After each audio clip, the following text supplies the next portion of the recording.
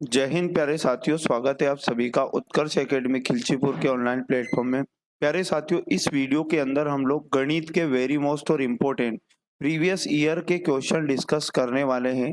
यदि आप CRPF tradesman exam 2023 की तैयारी कर रहे हो या फिर CISF, head constable, BSF, SSC GD, SSC MTS या फिर रेलवे के किसी एग्जाम की तैयारी कर रहे हैं, तो आपके लिए ये वीडियो बहुत ही इंपॉर्टेंट है। एक भी क्वेश्चन को बिना स्किप किए पूरे वीडियो को ध्यानपूर्वक देखना है। इस क्लास का पीडीएफ यदि आप लोग डाउनलोड करना चाहते हैं तो आप हमारे टेलीग्राम से जुड़ सकते हैं। टेलीग्राम का लिंक आपको इस वीडियो के डिस्क्रिप्शन में मिल जाएगा। बिल्कुल ओरिजिनल पेपर के क्वेश्चन इस वीडियो के अंदर लिए गए हैं और शॉर्ट ट्रिक की मदद से हम लोग जानेंगे कि एग्जाम में किस तरह से क्वेश्चन को जल्दी सोल्व किया जा सकता है। प्यारे साथियों, इस प्रकार के वीडियो का आज हमारा 48वां पार्ट है। इससे पहले हमारे 47 पार्ट कंप्लीट हो चुके हैं। यदि आप लोगों ने वो नहीं देखे तो आप उन्हें भी जरूर देख ले। उनका प्लेलिस्ट आप लोगों को चैनल पर मिल जाएगा। चैनल को यदि सब्सक्राइब नहीं किया तो चैनल को सब्सक्राइब कर ले और बेल आइकन को ऑन कर ले, जिससे आपको सभी वीडियो का नोटिफिकेशन तुरंत मिल पाएगा। आज का पहला क्वेश्चन आपके सामने है कि 1500 विद्यार्थियों की एक कक्षा में 30% लड़कियां हैं।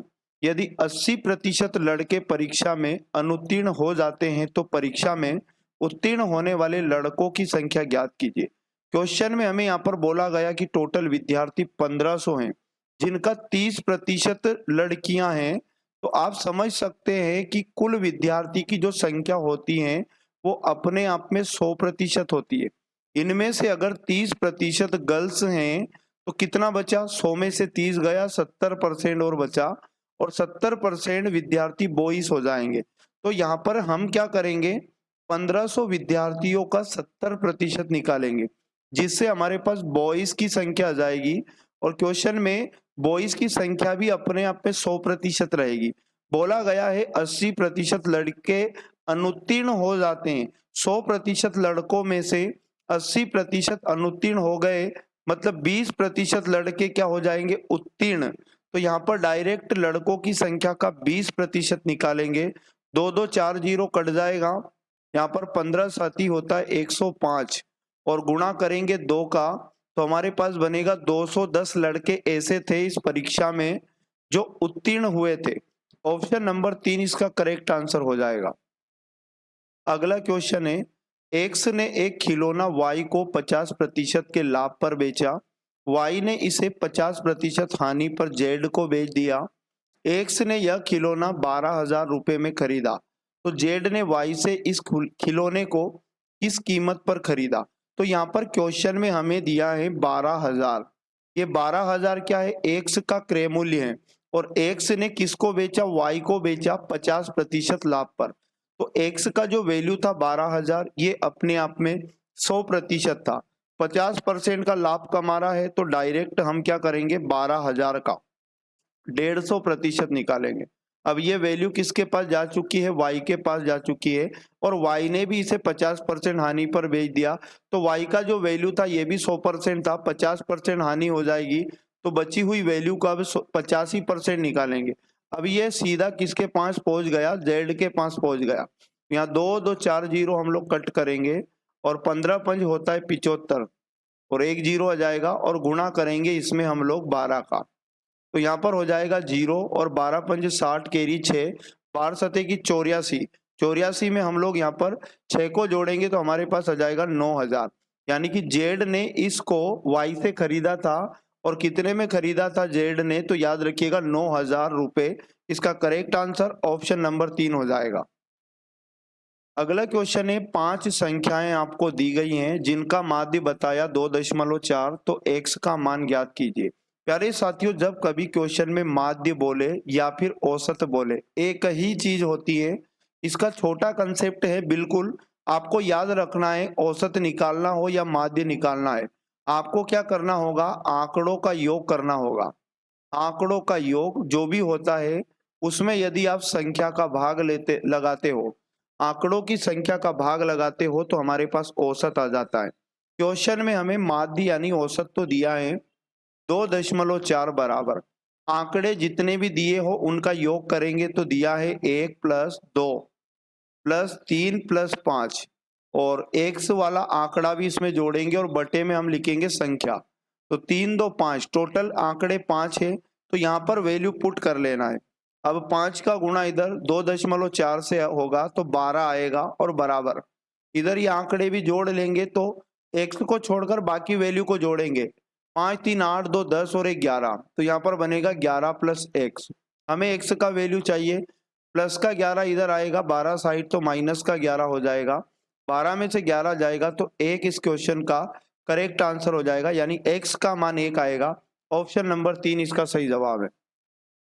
अगला क्वेश्चन है हमारे पास, 80 किलोमीटर प्रति घंटे की चाल से एक ट्रेन 6 घंटे में एक निश्चित दूरी तय करती है। समान दूरी को 5 घंटे में तय करने के लिए ट्रेन की चाल कितनी होनी चाहिए।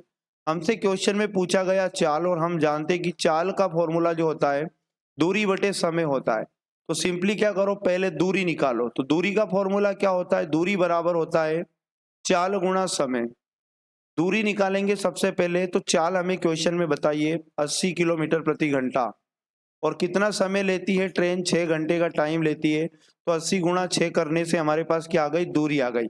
अभी दूरी में यदि हम समय का भाग लगाएंगे तो नई चाल उसकी आ जाएगी। नया समय अपने को दिया है 5 घंटे, तो ये आ जाएगी हमारे पास नई चाल। 5 से काटेंगे 80 को तो हमारे पास बनेगा 16, और 16 छंकी 96, मतलब जो चाल आएगी इस ट्रेन की 96 किलोमीटर प्रति घंटा करेक्ट आंसर हो जाएगा। ऑप्शन नंबर 3 इसका सही जवाब है। अगला क्वेश्चन है, वह सबसे छोटी पूर्ण वर्ग संख्या कौन सी है जो 10 और 15 दोनों से विभाज्य है। प्यारे साथियों, जब कभी एग्जाम में क्वेश्चन पूर्ण वर्ग संख्या की बात करें और एक्स वाई जेड किसी से भी विभाजित होने की बात करें, जिससे विभाजित होने की बात करता है, उनका लेना है आपको लघुत्तम। उनका लेना आपको लघुत्तम, और फैक्टर मेथड से लघुत्तम लो, 2 से काटेंगे, 2 पंज 10, 15 में भाग नहीं जाता। 3 का भाग लगाएंगे, 5 में भाग नहीं जाता, 3 पंज 15, 5 का भाग लगाएंगे, 5 एकम 5, 5 एकम 5। अब इनका यदि हम गुणा करेंगे 5 गुणा 3 गुणा 2, तो ये हमारे पास लघुत्तम आ जाएगा। लेकिन आप क्या करो, इस लघुत्तम को ही पूर्ण वर्ग बना लो, और कोई भी दुनिया की जो पूर्ण वर्ग संख्या होती है उसके फैक्टर हमेशा 2-2 के जोड़े में होते हैं। तो आप ये जैसे सिंगल टाइम 2 दिख रहा है तो इसे डबल बना लो, मन से एक 2 का गुणा करेंगे। एक बार 3 दिख रहा है तो यहाँ पर 3 का गुणा करेंगे, या एक बार 5 दिख रहा है तो एक बार और 5 का गुणा करेंगे, जिससे ये सब जोड़े में बन जाएंगे और ये संख्या पूर्ण वर्ग बन के हमारा डायरेक्ट आंसर आ जाएगा। तो 5 3 15, 15 दूनी 30, 30 का गुणा 2 से करेंगे तो 60, 6 3 18, 18 पंज होता है 90, यानी 900। तो प्यारे साथियों, इस क्वेश्चन का करेक्ट आंसर 900 हो जाएगा। मतलब हमने इस लघुत्तम को डायरेक्ट पूर्ण वर्ग बना लिया। तो 900 सबसे छोटी पूर्ण वर्ग संख्या है जो 10 से भी विभाजित होगी और 15 से भी होगी। ऑप्शन नंबर 2 इसका करेक्ट आंसर हो जाएगा। अगला क्वेश्चन है, कोई धनराशि 25% की वार्षिक साधारण ब्याज पर कितने समय में स्वयं की दोगुनी हो जाएगी। तो क्वेश्चन में हमें दर दी है, साधारण ब्याज का केस है, समय हमसे पूछा गया। तो कभी भी जब इस प्रकार से गुना पर आधारित क्वेश्चन एग्जाम में आए, साधारण ब्याज के केस में आपको दर लाना हो यदि, तो आप क्या करा करें, गुना -1 करा करें, और दर लाना हो तो बटे में समय आएगा और गुणा में 100 हो जाएगा। और यदि आपको समय लाना है तो भी आप ये कंसेप्ट यूज करते सकते हैं, गुना -1 करना है और बटे में आ जाएगा। अब समय लाने के केस में दर बटे में आ जाएगा और गुणा में 100 यहाँ भी रहेगा। ये दर का भी कंसेप्ट है और समय का भी कंसेप्ट है। क्वेश्चन में हमसे समय पूछा है, तो समय बराबर क्या करेंगे हम, गुना -1, दुगनी बोल रहा है तो 2 - 1, 2 - 1 गुना -1 बटे में आ जाएगी दर। दर की जगह अपन लिखेंगे 25 और गुणा में हो जाएगा 100, तो हमारे पास समय आ जाएगा। समय बराबर हो जाएगा, 2 में से 1 जाएगा तो 1 बचेगा और बटे में आ जाएगा 25, गुणा में हो जाएगा 100। 25 से कट करेंगे 100 को, 25 चुक 100, यानी 4 वर्ष समय आ जाएगा।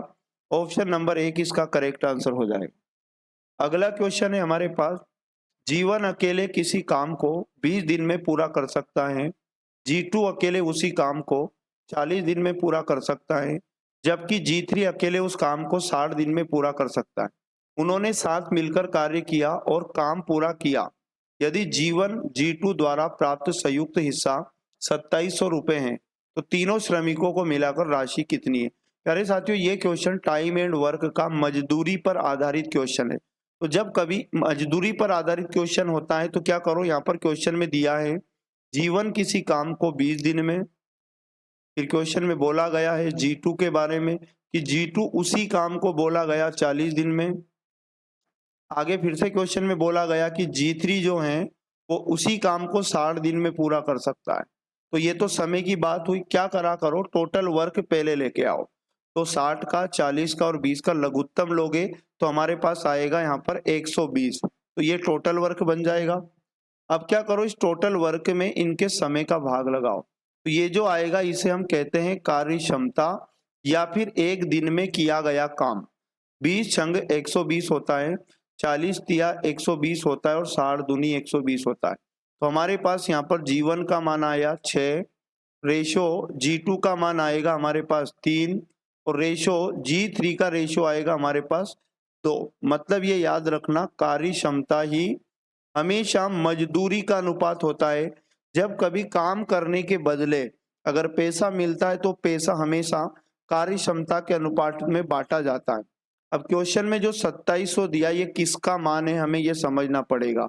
तो जो ये 2700 है ये G1 और G2 दोनों का कुल हिस्सा है। तो यहाँ पर क्या करेंगे, रेशो का भी हम लोग टोटल योग कर लेंगे।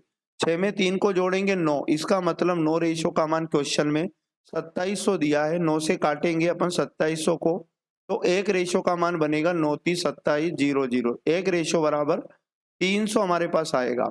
अब प्यारे साथियों, क्वेश्चन में बोला कुल मजदूरी बताओ।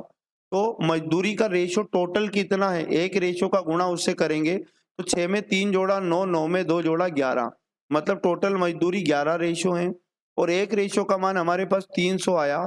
11 तिया होता है 33 और डबल 0, यानी टोटल मजदूरी 3300 हो जाएगी। ऑप्शन नंबर 4 इस क्वेश्चन का करेक्ट आंसर बन जाएगा। अगला क्वेश्चन है, गीता ने 1000 रुपए में एक बैग खरीदा और बैग के दोषों को ठीक करने पर 300 रुपए खर्च किए। बाद में उसने उसे 1508 रुपए में बेच दिया। गीता ने इस बिक्री में कितने प्रतिशत लाभ अर्जित किया? तो प्यारे साथियों, सबसे पहले गीता का हम लोग लिखेंगे क्रय मूल्य। तो गीता ने क्वेश्चन में बोल रहा है कि 1000 रुपए का बैग खरीदा और 300 रुपया उस पर खर्च किया। तो क्रय मूल्य सिर्फ 1000 नहीं होगा, जो खर्चा उसने किया वो भी क्रय मूल्य में काउंट होगा, इसलिए उसका जो क्रय मूल्य बनेगा 1300 रुपया बनेगा। क्वेश्चन में बोला गया कि उसका विक्रय मूल्य यानी कि सेलिंग प्राइस 1508 रुपए है, 1508 रुपए है। तो लाभ होगा या हानि? तो जब किसी वस्तु को 1300 में खरीदे और 1508 में बेचे तो हमेशा क्या होगा, लाभ। कितने का लाभ हुआ, 1508 में से 1300 को घटाएंगे तो 208 रुपए का लाभ हमारे पास निकल जाएगा। क्वेश्चन ने पूछा कि लाभ का प्रतिशत बताओ। जब कभी लाभ का प्रतिशत लाना हो या हानि का प्रतिशत लाना हो तो लाभ बटे क्रय मूल्य या फिर हानि बटे क्रय मूल्य गुणा 100 ये लाभ हानि का प्रतिशत होता है। अब क्या करना है आपको, प्रॉफिट का परसेंट लाना है। लाभ प्रतिशत बराबर लाभ आ चुका है 208 बटे में क्रय मूल्य आएगा टोटल 1300 और गुणा में 100 करेंगे तो हमारा करेक्ट आंसर आ जाएगा। 13 एकम 13 और यहाँ पर 7 बचेगा, 13 छंग 78, 16% को का यहाँ पर गीता को लाभ हो जाएगा। ऑप्शन नंबर 4 इस क्वेश्चन का करेक्ट आंसर हो जाएगा। अगला क्वेश्चन है 9 नंबर, काजल अकेले कार्य को 24 दिनों में कर सकती हैं जबकि नेहा अकेले उसी कार्य को 40 दिनों में कर सकती हैं। काजल ने अकेले कार्य करना शुरू किया और फिर 12 दिनों के बाद नेहा कार्य पूरा होने तक उसके साथ जुड़ गई। काजल द्वारा कार्य करना शुरू करने के बाद से यह कार्य पूरा होने में कितना समय लगा? तो ये टाइम एंड वर्क का क्वेश्चन है। सबसे पहले क्या करेंगे, क्वेश्चन में क्या दिया है, काजल का समय दिया है क्वेश्चन में 24 दिन में पूरा काम कर सकती हैं। आगे क्वेश्चन में ये बोला कि नेहा उसी काम को यहाँ पर 40 दिन में कर सकती हैं। तो यहाँ पर सबसे पहले टोटल वर्क लाएंगे। टोटल वर्क होगा 24 और 40 का एलसीएम कितना हो जाएगा, 120। क्या करो, इनकी कार्य क्षमता या एक एक दिन का काम निकालने के लिए 24 और 40 का भाग हमें टोटल वर्क में देना होगा। 24 पंजे 120 होता है और 40 तिया 120 होता है। ये इनकी कार्य क्षमता आ गई। क्वेश्चन में बोला गया काजल ने अकेले कार्य करना शुरू किया और 12 दिनों के बाद, मतलब 12 दिन तक काम किसने किया, 12 दिन तक काजल ने किया। तो हम क्या करेंगे, काजल का एक दिन का काम हमें मिल चुका है 5, तो 12 दिन में इसने कितना काम किया होगा, 5 गुणा 12 करेंगे तो 60 काम इसने कर दिया।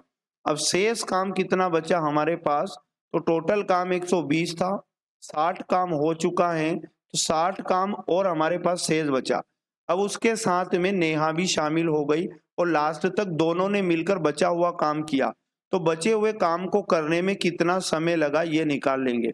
समय बराबर, तो यहाँ पर क्या करोगे, टोटल काम बटे दोनों मिलकर एक दिन में कितना काम करते, 5 + 3 यानी 8 काम वो करते, यानी कि 60 बटे 8 काम। इसे हम काट लेंगे 4 से, 4 दूनी 8, 4 एकम 4, 2 बचा, 4 5 20, यानी कि इन्होंने बाकी काम को करने में 15 बटे 2 दिन का समय लिया। क्वेश्चन में पूछा गया कार्य पूरा होने में टोटल कितना समय लगा, तो मतलब शुरू से लास्ट तक का पूरा समय बताना है। तो शुरू में कितने दिन तक काम अकेली ने किया, काजल ने 12 दिन तक, तो ये 12 दिन ये और 15 बटे 2 दिन बाद वाले, इन सबको हम लोग जोड़ लेंगे तो हमारा फाइनल आंसर आ जाएगा। 12 गुणा 2 करेंगे 24, 24 प्लस करेंगे 15 और बटे में आ जाएगा 2, तो हमारे पास फाइनली कितना बन जाएगा, 5 4 9 और 2 1 3, 39 बटे 2 दिन का इस पूरे काम को होने में टाइम लगेगा। ऑप्शन नंबर ए इसका करेक्ट आंसर हो जाएगा। अगला वेरी मोस्ट और इम्पोर्टेंट क्वेश्चन, मयंक अपनी मासिक आय का 35% घरेलू सामानों पर, 25% इलेक्ट्रॉनिक वस्तुओं पर और 7% दवाओं पर खर्च करता है। वह 11,550 रुपए की शेष राशि बचाता है। मयंक की मासिक आय क्या है। तो प्यारे साथियों, कोई भी व्यक्ति की दुनिया में मासिक आय जो होती है अपने आप में 100% होती है। इसे परसेंटेज से हम लोग करेंगे तो यहाँ पर उसने टोटल खर्च कितना किया पहले वो जोड़ लो। तो हम क्या करेंगे, 35% में 25% खर्चा प्लस 7% खर्च, इन सबको जोड़ेंगे तो हमारे पास टोटल 67% उसका खर्च आ जाएगा। अब आप समझते होंगे कि टोटल इनकम अगर 100 यूनिट है, 67 यूनिट खर्च हो चुका है, तो बचत लाने के लिए क्या करेंगे, आई माइनस खर्च। तो आप क्या करो, 100% में से माइनस कर लो 67% को, तो हमारे पास बचेगा 33%। ये 33% जो बचेगा, याद रखना बचत का परसेंट बनेगा। और इस 33% का मान हमें क्वेश्चन में बताया है 11,55,0। क्या करो, 1% का मान लाओ, तो 11,55,0 में आप 33 का भाग लगाओगे तो 1% का मान आएगा। क्वेश्चन में कहा गया कि उसकी आय बताओ, और आय लाने के लिए हमें 100% का मान लाना होगा। तो जो 1% का मान आया 11,55,0 बटे 33, इसमें 100 का गुणा करो, 100% का वैल्यू मिल जाएगा और वही उसकी आय रहेगी। 11 या 33, 11 एकम 11, 0, 11 पंज 55 और 0, 3 से काटेंगे इधर, 3 तिया 9, 3 पंज 15 यानी 35। 35 जीरो में हम 2 जीरो का और गुणा करेंगे तो 35 के बाद टोटल 3 जीरो हो जाएगी, मतलब उसकी जो टोटल आय थी 35,000 रुपये हो जाएगी। ऑप्शन नंबर 1 इसका करेक्ट आंसर हो जाएगा। प्यारे साथियों, ये थे वेरी मोस्ट और इम्पोर्टेंट 10 क्वेश्चन जो आगे आने वाली एग्जाम में भी आपको इसी प्रकार के क्वेश्चन देखने को मिलेंगे। वीडियो अच्छा लगता है तो आप इसे लाइक करें, अपने सभी दोस्तों तक पहुंचाने में मदद करें। चैनल को सब्सक्राइब कर लें और बेल आइकन ऑन कर लें, जिससे आपको सभी वीडियो का नोटिफिकेशन तुरंत मिल पाएगा। पीडीएफ यदि आप लोग चाहते हैं, टेलीग्राम से जुड़ जाइए और प्रतिदिन पीडीएफ डाउनलोड करके बाद में वीडियो के आप प्रैक्टिस करें अपने मन से। जो क्वेश्चन नहीं बनता है, सॉल्यूशन भूल जाते, कम समझ आया, वीडियो पर आकर तुरंत पुनः आप लोग वापस अपना रिवीजन कर सकते हैं। मिलेंगे नेक्स्ट वाले पार्ट में, तब तक पढ़ते रहिएगा बेहतरीन तरीके से। जय हिंद, जय भारत, भारत माता की जय।